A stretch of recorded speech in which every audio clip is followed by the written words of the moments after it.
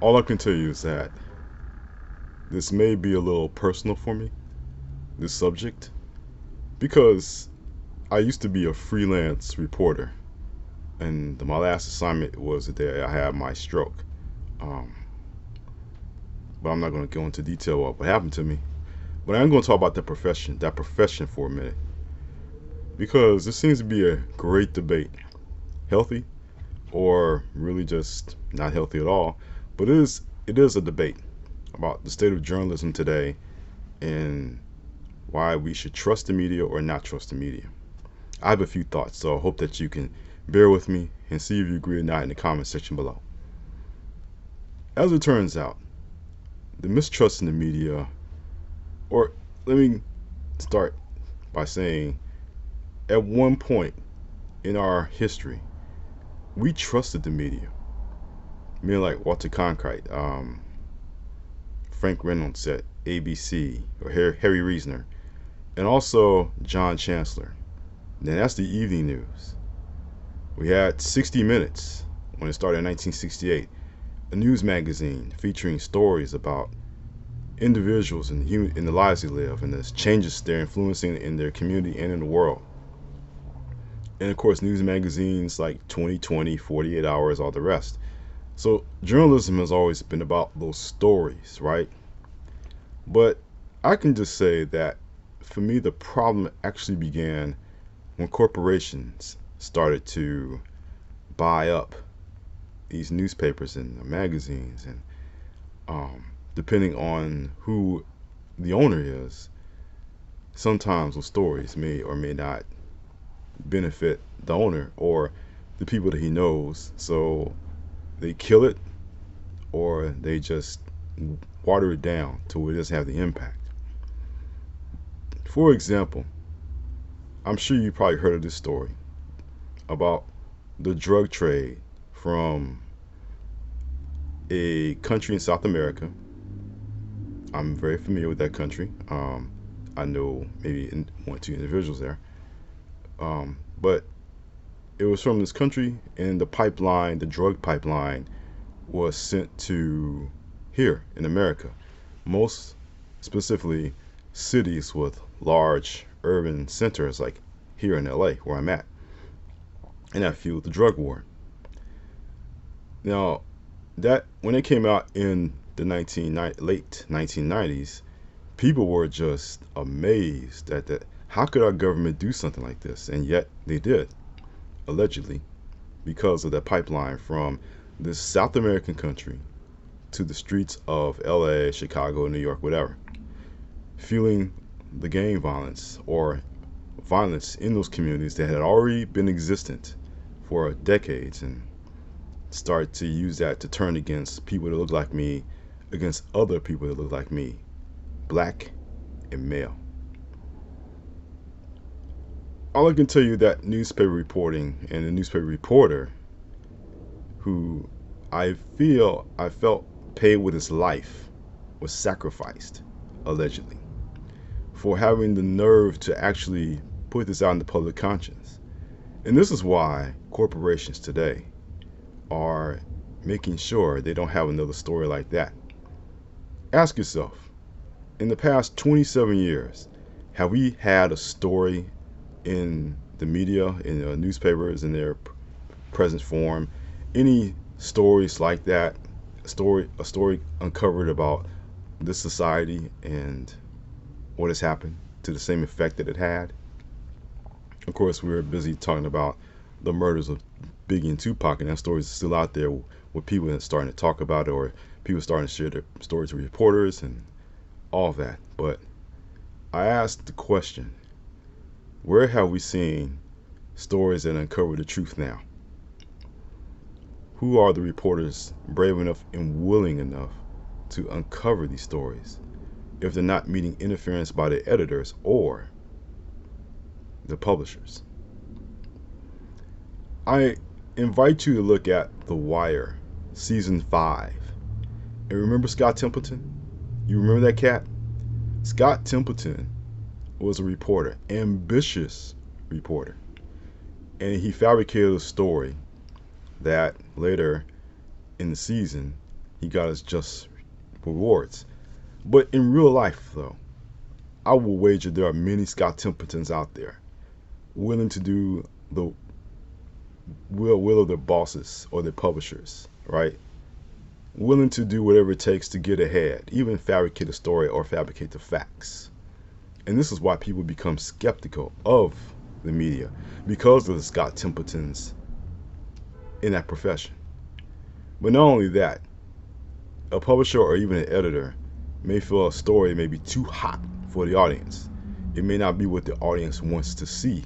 And yet the reporter who took time, who gathered all of his sources together, who was able to do the research on the subject and did the most, finds he or she, let me just specify that, he or she will not be able to publish their story because of interference. Happens in the medium, in the written medium all the time. And I'm sure it happens in other mediums as well, where there's an editor and publisher involved.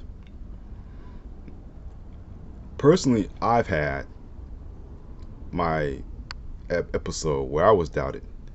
I wrote a story about a political figure, and I heard from my editor / publisher that the politician was having someone look at the story, and the reason for that was he wanted to make sure that I was telling the truth. I always, when I'm writing a story or writing an interview or finishing up that interview and putting it in print, I always do my best to tell accurate stories, accurate quotes. Everything is accurate about the story. It's authentic. And I do understand his questioning. I do understand his reason for that. But all I can just tell you is that kind of got to me a little bit. I was really hurt. I know that you have critics in blogs and other places that are criticizing you, but I even met them online. But I would say that I always tell the truth when I write my articles. I don't hold nothing back. But that's another thing too today.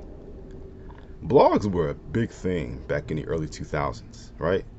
In fact, they replaced most newspapers because blogs did not have the editorial interference or the publisher's interference that traditional news media has. So they're able to publish these blog entries and reveal certain stories to us, the public, online that we never thought would make it into the public conscious. But there are also bloggers out there who have an axe to grind. Whatever politician they feel they should wind that axe at. And I would say that most of it's political, it's personal, it's ideological. Doesn't mean they're wrong, but when you skewer the facts with your own opinions and your ideology, that's when it turns south.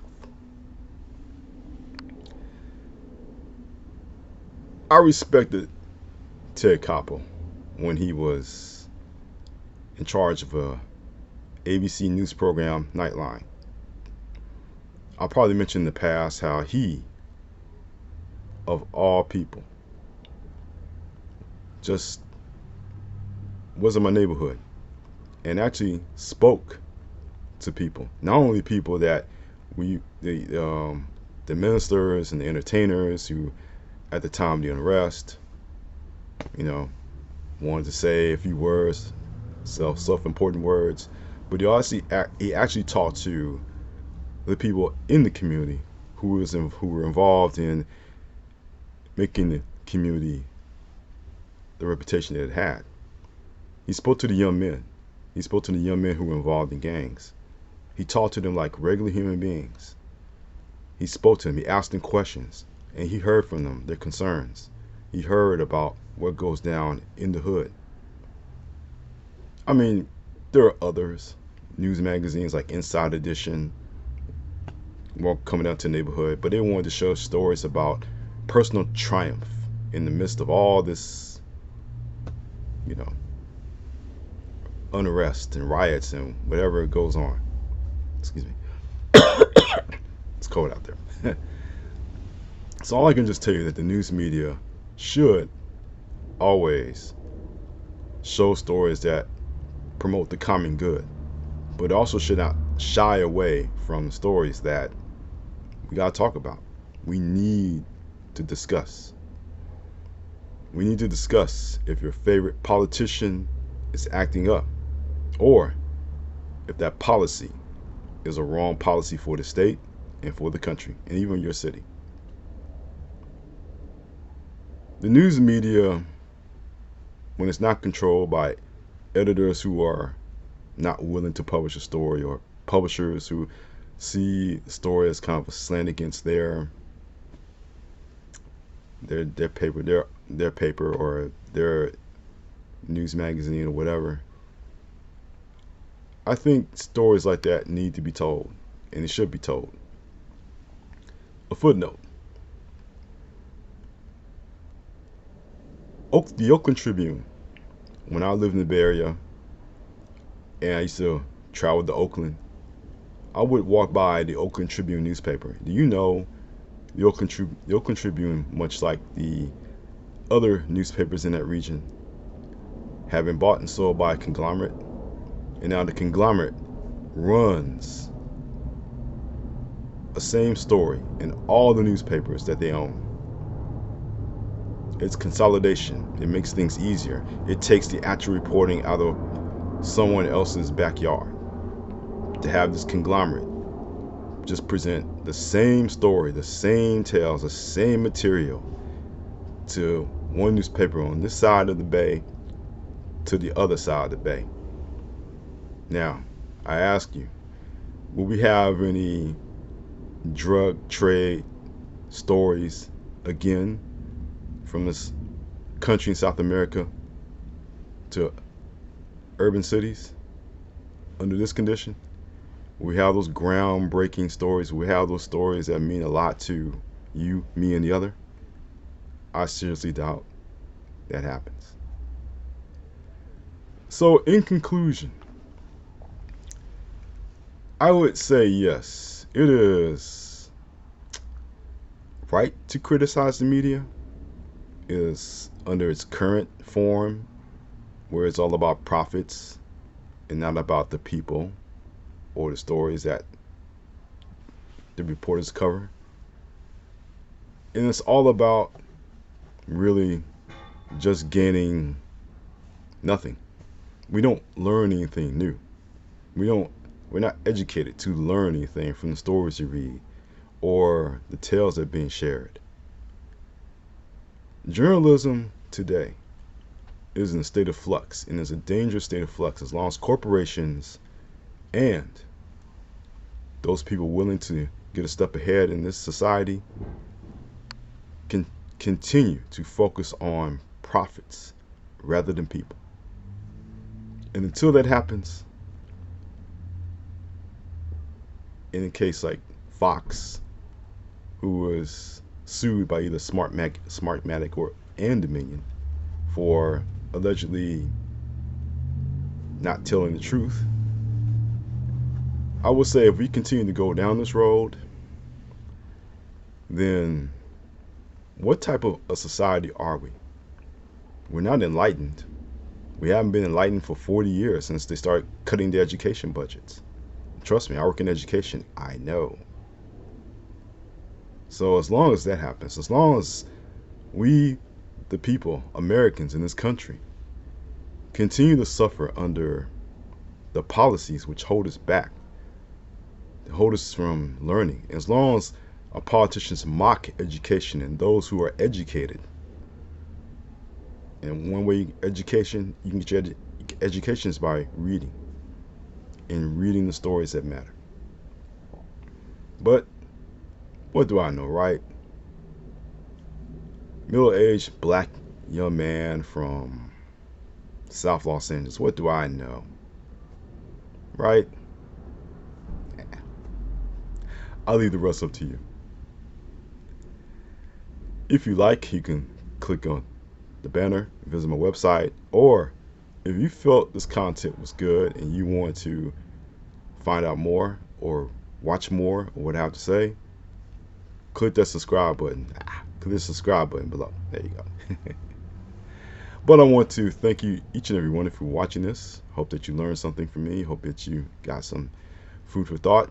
And trust your sources. And stay away from the sources that happen to fabricate the truth a little bit. Until the next time, I wish each and every one of you the best. And always in closing, take care.